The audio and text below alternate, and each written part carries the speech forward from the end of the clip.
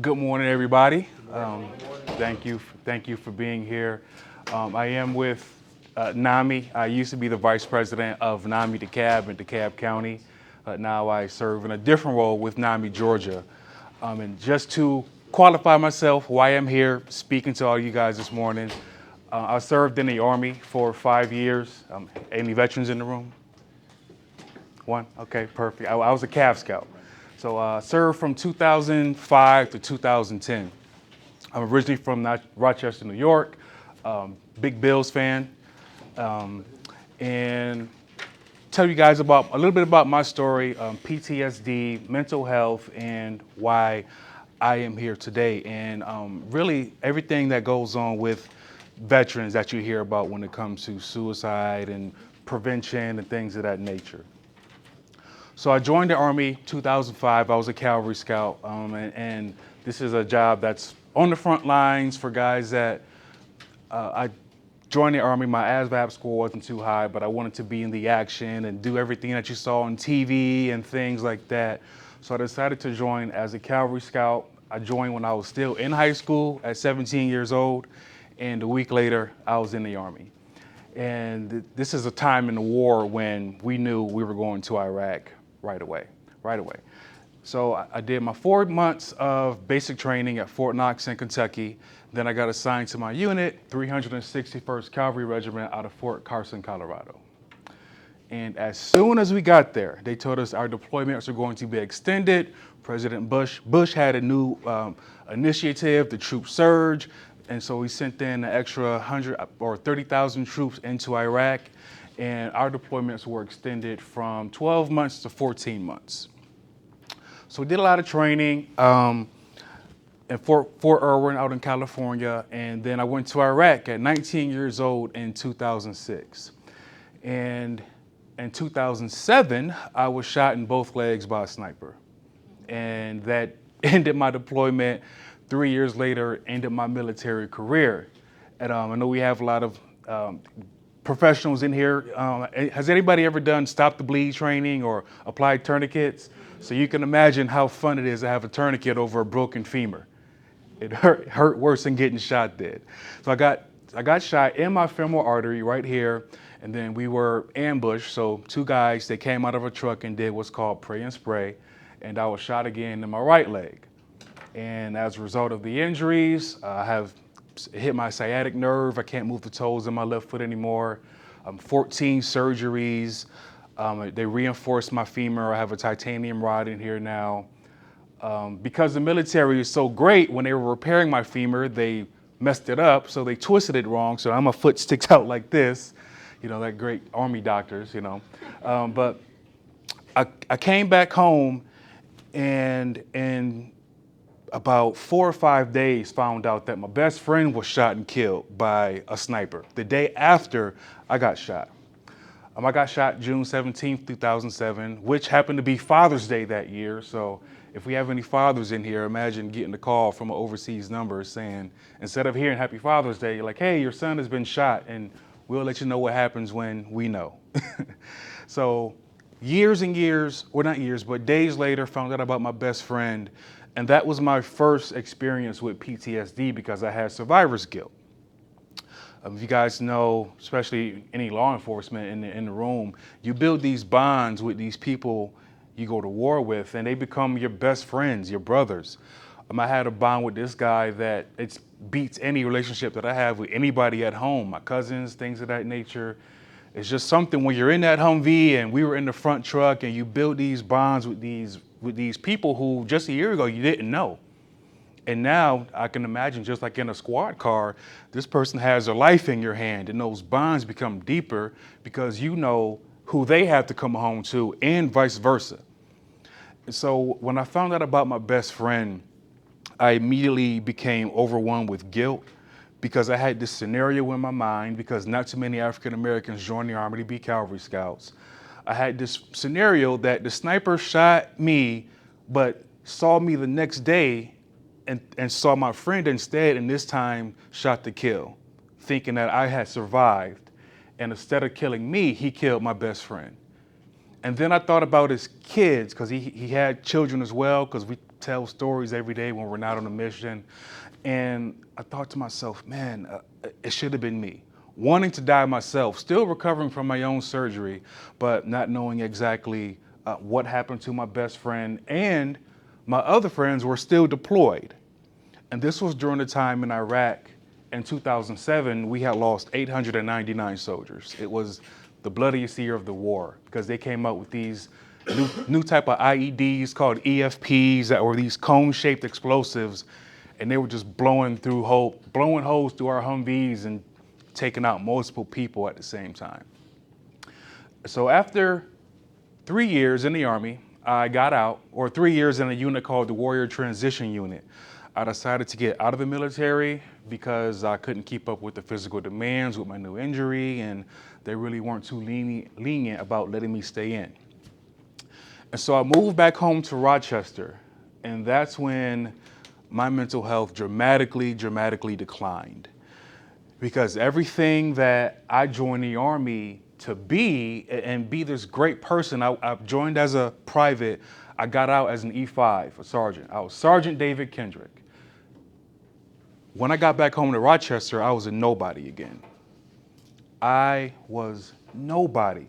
And if you guys, former police officers or current police officer, it's no other adrenaline rush like being in the Humvee and you get some action and you get addicted to the testosterone.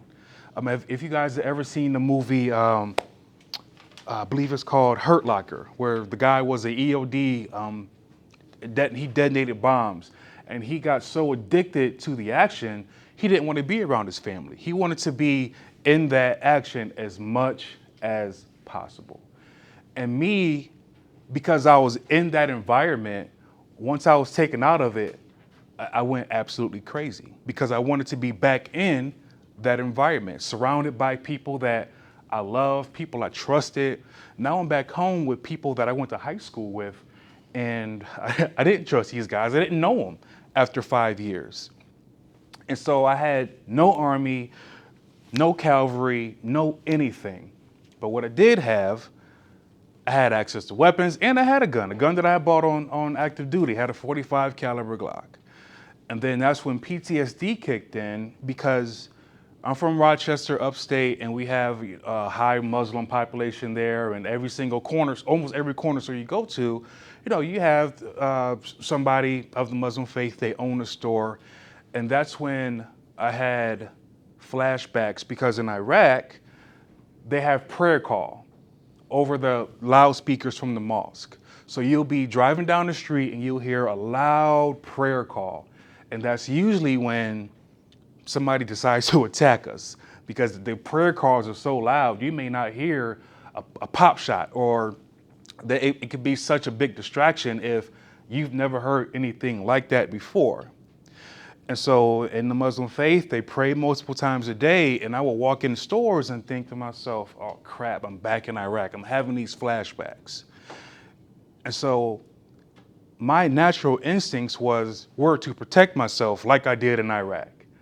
And that's when I told myself I can't go in these stores anymore. Because there was a couple times when I pulled out my gun and they were like, whoa, what are you doing?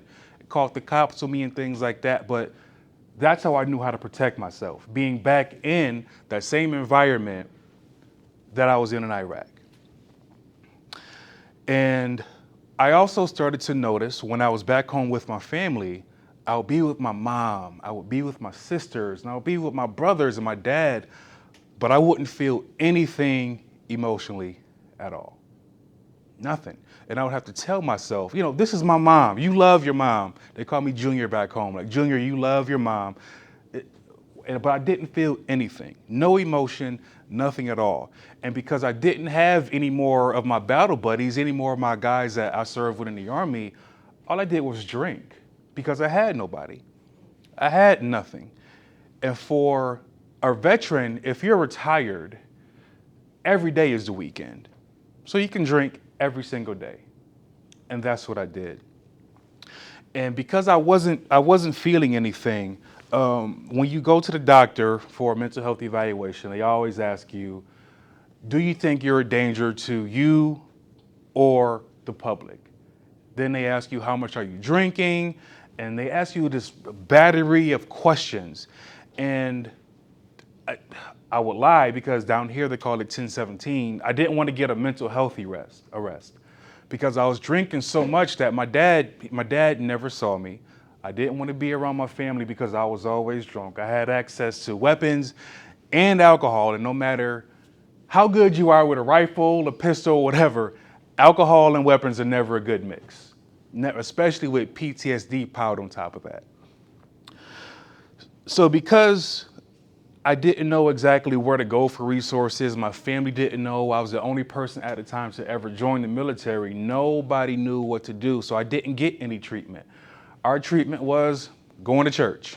Just like in a lot of African American communities, we're gonna go to church and we're gonna pray this PTSD away. We're gonna sing these songs to God and everything is gonna be fine. But that's not what happened. And I started to get these mood swings and they became longer and longer and longer where I wouldn't feel anything. These big periods of feeling like a body that didn't have a soul. And I would drink more, and surprised, I honestly don't know how I never got a DUI. Because there were times when I didn't remember getting home. There were times I didn't remember leaving the house. Because like I said, when you're a retired veteran, every day is Saturday. Every day is Sunday. Didn't have anything to do. I stayed with my dad. I ended up leaving my dad's house because my dad is an old country guy from South Carolina. And he would always say, well, Junior, you're out the Army now. Forget all that. Forget your battle buddies. And you need to come do something and then start bringing money into the house. And I was afraid of myself and what I would do to him with this Glock. So I left. And I got taken into this program called Warrior Salute program in Webster. And things started to get a little bit better there. Didn't have as much drinking going on, but I still had these big gaps where I didn't feel anything. And it made it incredibly hard to date and reestablish those relationships with my friends from high school, reestablish those relationships with my family members. And I was still missing the Army. And then in 2009, my unit, 361st Cavalry Regiment, they went to Afghanistan, got ambushed, and I lost 2 more friends. And the Survivors Guild came back with a vengeance.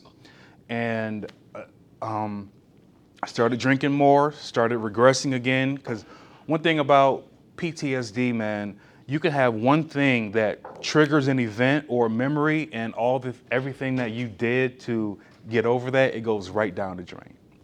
So I started to drink more again, and my mom dragged me back to church again. And then I finally started getting some treatment from the VA once I got enrolled in my benefits. I started taking medication to help me get to sleep, help me stay asleep. But what I didn't know, because I wasn't telling these doctors and these therapists, when you're drinking a fifth of vodka every day, almost 3 or 4 times a day, the medication does nothing. They told me it's like dropping a pill in the toilet and just flushing it, because so much alcohol in the system, it doesn't do anything. So in this program, the Warrior Salute program, I ended up graduating.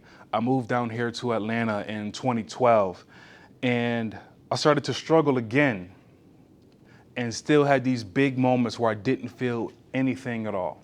And it was still hard to date. It was still hard to explain to people what I was going through because I didn't know. I just didn't know. I would tell girls that I would date, hey, I'm going through something right now, and as all guys say to try to make them feel better, it's not you, it's me. But it literally was me because I didn't know what the hell was going on. And then I started having these nightmares. Getting shot by a sniper, it haunts me because you don't know who did it. I heard a loud crack, and I fell to the ground, and I blacked out before I even hit the ground. And when I woke up, I had another hole in my leg. So what triggers me, balloons popping, and right now my nephew loves balloons and he loves to pop them. But you don't know how many things sound like the crack of a sniper's rifle until you hear them and you're ducking and dodging on the floor. You're not going outside anymore because you think to myself, okay, this is a sniper coming to finish a job. because I had this entire scenario in my head that the sniper didn't shoot to kill me because he wanted me to live this long, luxurious life. And then when things are going excellent for me, that's when he would come back and finish the job. And so that's why I still carried this Glock around, because I had to protect myself, because very small things that probably don't make sense to anybody else terrified me. Like a couple years ago when I was in high school, a guy had drilled holes into a trunk and started shooting people from the trunk of his car in the parking lot. The DC sniper. That terrified me because, holy crap, somebody can do that? And I got shot by, is my guy gonna come back and finish the job? He killed my friend, am I? So, excuse me, so continued to carry this weapon. I was still trying to continue to find out what the hell was going on with me with these big mood swings, and still trying to establish a relationship with somebody. And what I didn't know, the Prozac that I was taking, the Tramadol that I was taking to sleep and stay asleep, it didn't mix with the alcohol. So I had a girlfriend one day and had a reaction to a flashback. When I woke up, she was gone. And so I said, oh, well, you're not gonna stay with me anymore if you're not here over the weekend. So when she came back a couple days later, and I was calling, trying to figure out what's going on. And she said, well, you did this to me. And I said, well, no, I didn't do anything, because you weren't even here. So I called the cops, tried to get her stuff removed, but in the great state of Georgia, you had to go through a 30-day eviction process. Cops took her in the back room. Next thing you know, I was getting arrested because I had bitten her during the middle of a struggle that I had in a nightmare. Because my biggest, once again, getting shot by a sniper, I couldn't put a face on who did it. And I have these dreams where I'm always chasing somebody with a headband on, a turban on, but I can't see their face. And so I used to have these violent reactions, waking up in the middle of my sleep, because I would always try to find this person who shot me and then snatch off their head wrap. And then as soon as I get there, every single time, bow, I get shot again. Something else happens. And so with me not really knowing how to explain this to her, and she didn't know what exactly was going on, I tried to show my lawyer how many times I called and said, look, I'm trying to call her to explain what's going on. And said, no, can't use that. That'll be used as stalking. Please don't do that. So I had to just eat a charge. Didn't know anything about it because I've never been in trouble before, never been to jail before. So I told the cops, hey, yeah, this is what happened. They said, okay, thank you. Well, come with us to jail, please. So went down to the cab and was put on probation for 2 years for that. And I said, okay, well, we need to get this drinking under control and get the medication right and things of that nature. But the one thing about PTSD, you have what I call your hills and your valleys.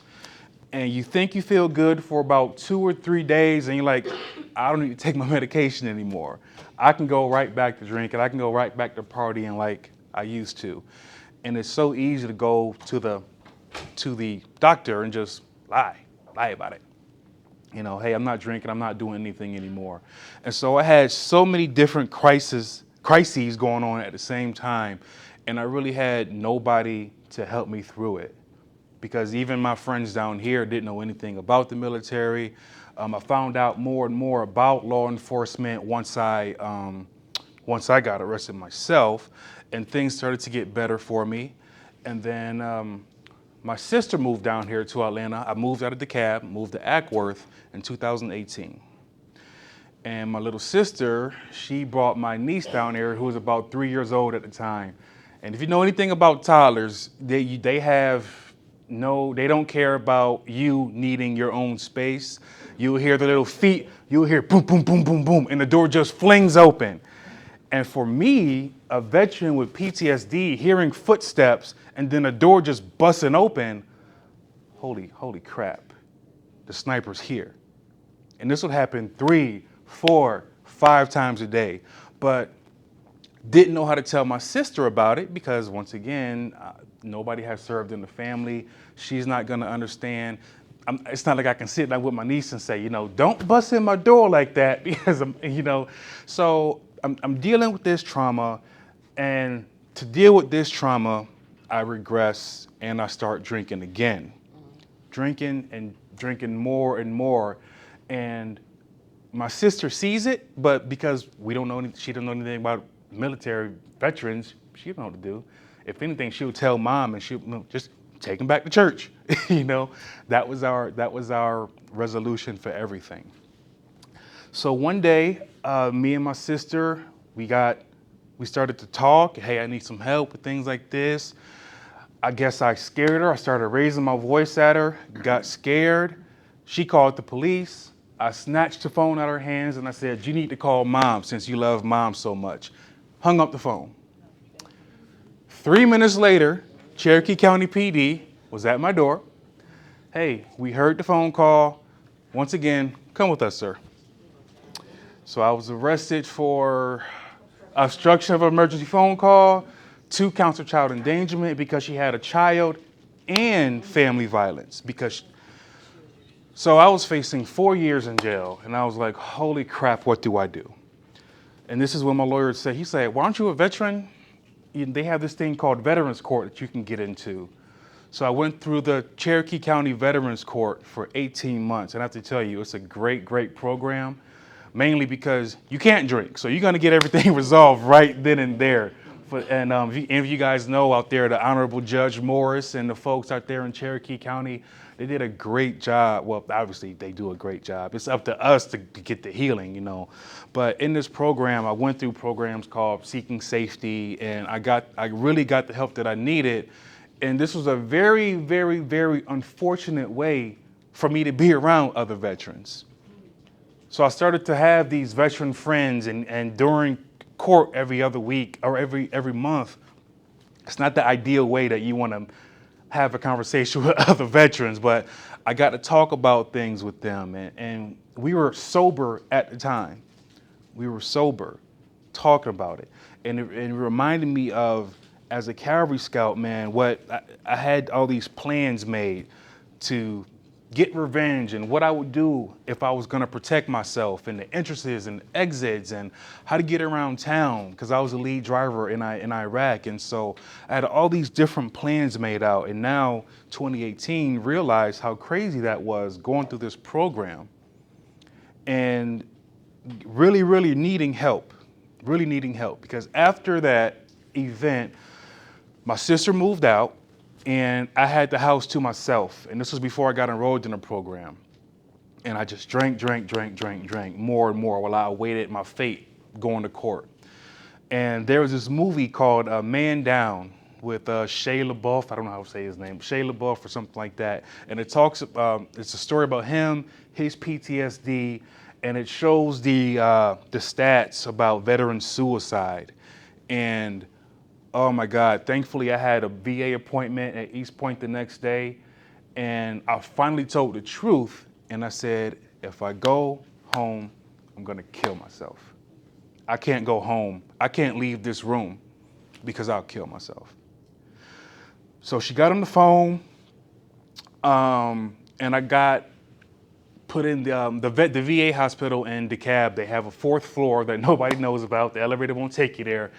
And I stayed there for 4 days and just got my mind right and got my body right. I detoxed, and I came up with a suicide prevention plan, which I still use to this day. Because some veterans, a lot of us, are self-destructive. I have something I call Superman syndrome. After getting shot by a sniper and hearing so many times, well, I should have been dead, now nothing can kill me. Yeah, very self-destructive. And being a big guy, and all the alcohol that I was drinking, my tolerance was super high, so just destructive. I always needed more, and it got to the point where I was having conversations with people, didn't know it. Luckily, I wasn't working, but with this suicide prevention plan that I have now, I still have these big mood swings. But now I know what they are because I've gotten them diagnosed. But when I have them, I know I have this action plan. I let my family know. I let my friends know. And I do what I have to do to protect myself. And even if I have to stay at somebody else's house for a while, I know what to do when these things happen. Because for me, the next time I get in trouble, there may not be a veterans court to save me. The state of Georgia may say, you need to sit in the room for a while. So now I do this speaking, and I just talk about some of the things that veterans go through, especially for those of us that served in combat. Because for me, I joined when I was still in high school, 18 years old, well, 17. Joined at 18, and I went to Iraq at 19.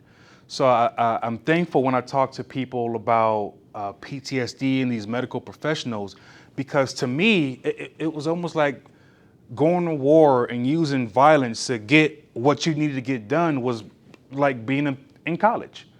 Because I went 1 year from learning the Pythagorean theorem to learning where to stab a man with a bayonet to make him bleed out with no in between. And so it did something to my brain. Something went off, something clicked, or, my brain just naturally processed that like, hey, this is just your next semester in school. So now when I feel that way, because it still does happen, I use this suicide prevention plan to protect myself and make sure that I don't do anything crazy. And this is my first time giving this presentation. So doing things like this and working with NAMI and hopefully, I partner with the Veterans Court in Cherokee County now to help those veterans get their community service hours and talk them off a ledge when they're trying to drink. Because in Veterans Court, I've heard every excuse. The judges, they're veterans too, and you guys have probably heard them too, like beer-infused hot dogs, or I ate some weird bagel, and that's why I failed my drug test. And no, it's not going to work. It's not going to work in the Veterans Court. And the last thing you want to see, a veteran, an American hero, serve time in jail because we can't get right up here. And I've been there and still have it every single day. I still miss the Army dearly. Dearly, dearly, dearly. I have one friend that's still in from the years that we deployed. But now I have the opportunity to work with other veterans, work with some law enforcement, and tell those stories. Because I'm pretty sure there's some crazy law enforcement officers too that love the action, just like I did, and they live to be out with the public, because it just means so much to put on that uniform. And when you come from a town like Rochester, New York, and you're nothing, and then you put on the uniform, you got the flag on, and you're somebody now. Like, I went from nobody to Sergeant Kendrick, and then I went back to David Kendrick. It was a big shock for me. So now to talk with other people who protect and serve, and other veterans, and now I'm able to help them stay out of jail. And for the ones that are there, help them help themselves by telling them what's a good idea and what's not a good idea. It means the world to me. And it means the world for me for this to be my first time speaking. And I usually have pictures. I wasn't able to get them, but I just want to thank you guys for listening to me and being willing to hear this veteran story, because I'm only one veteran, but trust me, there are 20 more out there that don't have this story because they died from suicide, because they couldn't handle it. They didn't even have somebody to do as little as take them to church. It didn't help me completely, but it was a part of my healing. It was spiritually, mentally, physically healing. So thank you all for my story. You can ask me, or listening, you can ask me any question you want. There's nothing off limits. You guys got any questions? How was your interaction with law enforcement when they came to take you to jail? Was it like a Oh, positive interaction? Were they respectful? The first time I was just having a conversation, and they was like, damn, I could tell they were like, well, dude, you just admitted to something, so we got to take you in. Then the second time, they're like, well, we heard the phone call. You can't hang up the phone on us. So it was me not knowing anything about law or interactions with police. I wasn't angry. I wasn't upset. I definitely wasn't about to resist anything. So that part was fine. It was just some of the ways I could have prevented that from happening by not drowning my medication in bottles of vodka that could have prevented some of those. Or talking to my sister and letting them know, hey, you may not understand this, but when I got shot, this is what happened. So she knows, okay, well, Junior's acting crazy again. maybe we need to leave. So with veterans, man, especially if you have a veteran that you know may be suicidal, or you know a veteran that went to combat like me and has access to weapons, you don't want to have them in a situation where they have access to that when law enforcement comes. So thankfully, um, it was fine with me. It was, both times, everything went smooth. Okay, so aside from being vice president of NAMI CAB, which is National Alliance on Mental Illness, what are you doing now, David? Now I'm working in a different. I just got involved. Well, I just got approved for a Vista program, AmeriCorps Vista program. So the purpose of AmeriCorps Vista is to alleviate. Oh, they're gonna kill me if I don't get this right. Poverty in America. And one thing about when it comes to mental health, and that's why I work with NAMI CAB in this capacity now. Some people can't afford medication. They don't have health care. Some people don't have jobs that provide health care. Thankfully, I was able to work my way through the systems when I joined. Funny story about being a Cavalry Scout. I failed my first ASVAB, which is the entry exam, because I didn't apply myself in high school. And then the second time, my score was so low, my recruiter said, it's a good thing you want to be a Cavalry Scout because that's the only thing you're qualified to be. So, now I work with them. I just started the position this week. It's a year-long rotation, but to help alleviate poverty.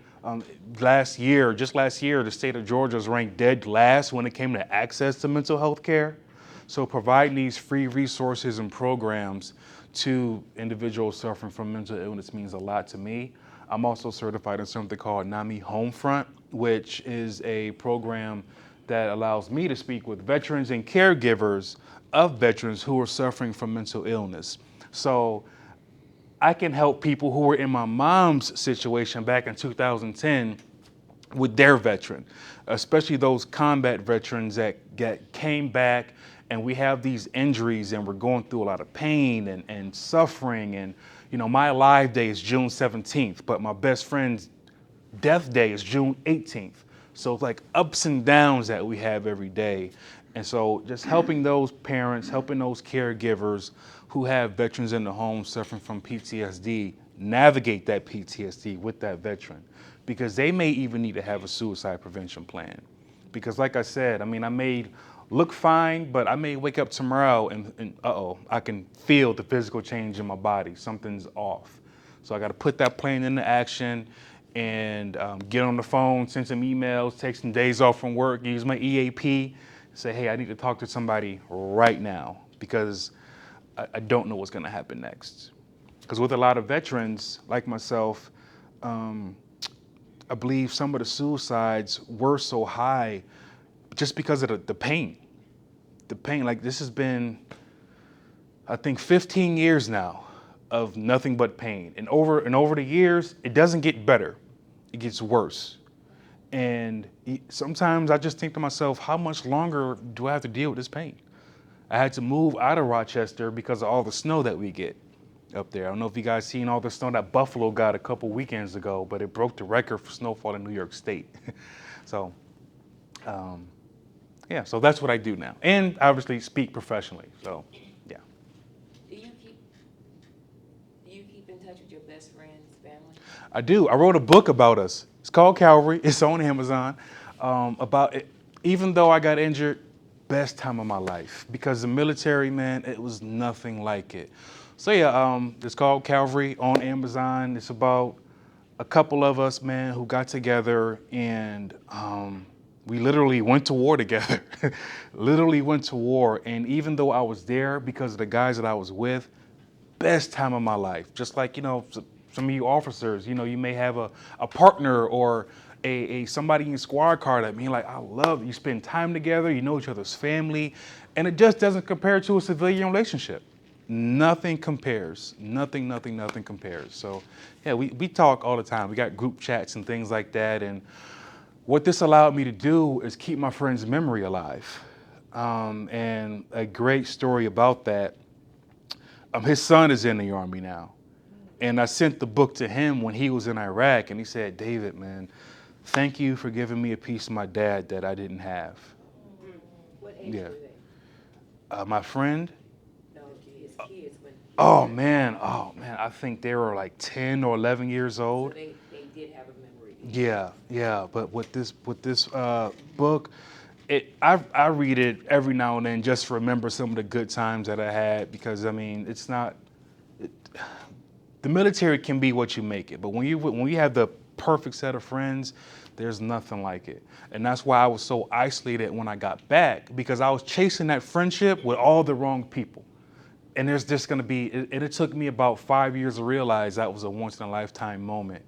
I don't know if you guys watch The Office, but Andrew Bernard, he had that quote, I wonder if you know you're in the good times when you're in them, or something like that. And those were the best times of my life. So we talk all the time, every single day. How did your family receive, when you finally let them know what was going on with you? How was it received, and how has that improved your relationship with your family?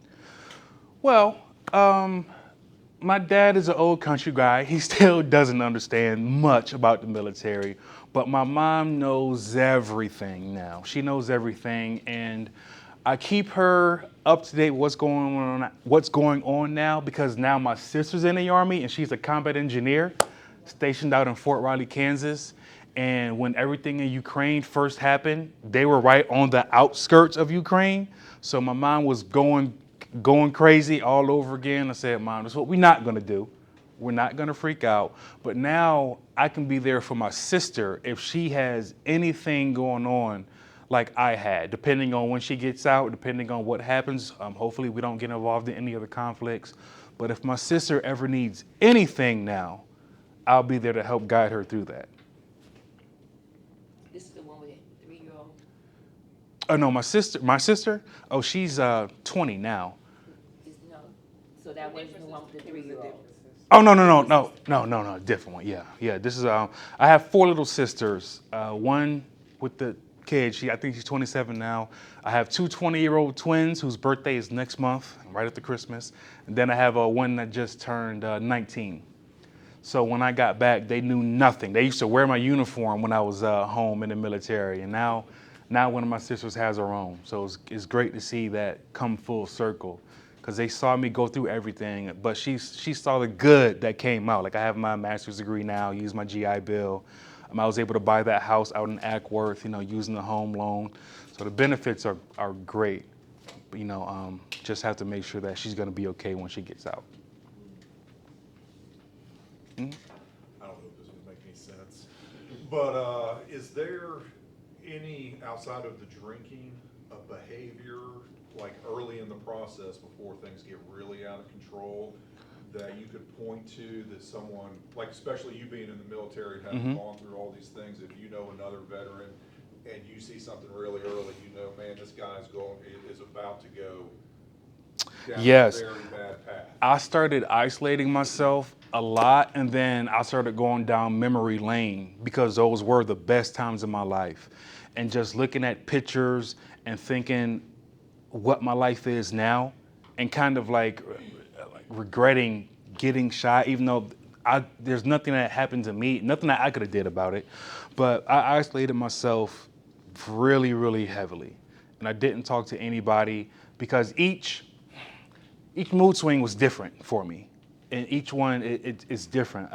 I can feel it, but the way that I used to react was always different. Sometimes it would be isolating myself, sometimes just going on long drives, not showing up to work, and just a lot of reckless behavior, finding my way out of certain relationships. That's why it was so hard for me to date during the time, because I just didn't feel anything toward anybody. And then when I'm dating somebody after a couple weeks and you're talking to them every day and texting, they're like, what's going on, David? What's happening? And just don't care, don't even respond back. So this could be something as little as if you text them, if you know you have a veteran and you text them or you call them and they don't pick up and you just don't hear from them, it's probably a good thing to check on them without being too overbearing, but check on them, make sure they're okay. One last question, what advice or tips would you give them if they encountered a veteran that was in crisis, that was going through something? How should they approach it? What advice could you give them? I was thinking about this too. If you know you have a veteran, like we pride ourselves on the military and the uniform, have a conversation with them, de-escalate. Hey, what did you do in the military? Where'd you serve? What are you doing now? If you know their rank, call them by their rank. Nobody has called me Sergeant Kendrick in years, but if you do have a position where you had a rank or a title, I mean, make that veteran feel important and address them by that name. They may not want to be called John or Steve or whatever. Like my friends still call me Kendrick, and I call them by their last names too. We don't even use our first names. So if you are ever, I would say, in that situation, man, just say, hey, Sergeant Kendrick, what's going on? You know, let's talk about Fort Carson. Let's talk about Colorado, or, you know, Army-Navy games coming up this weekend. Let's talk about how bad the Army's going to beat the Navy, you know? Yeah, let's, you know, for me, when I was in crisis, and I wish my dad and my mom would have knew this, but you don't know how much the military means to somebody until you don't have it anymore in your life.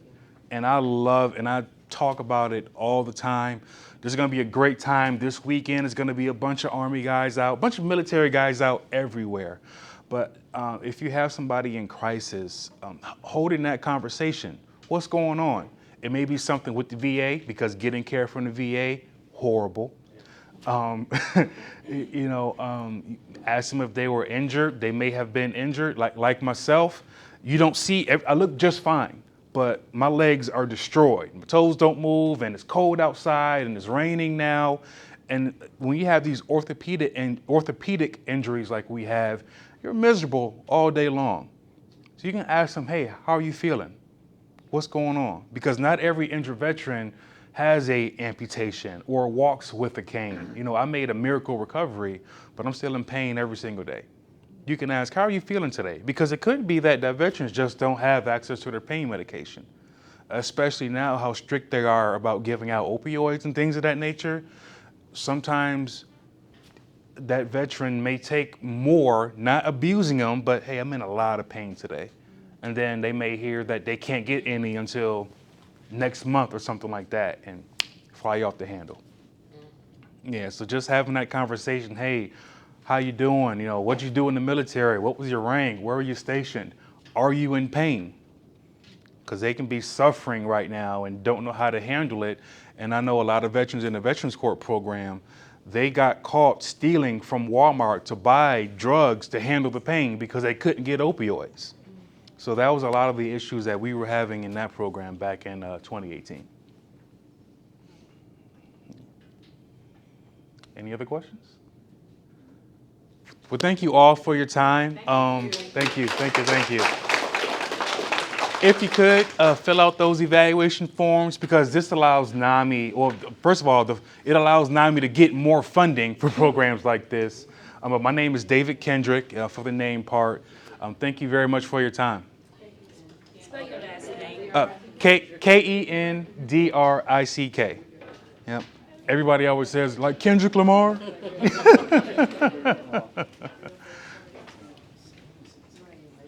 just remember, Navy probably don't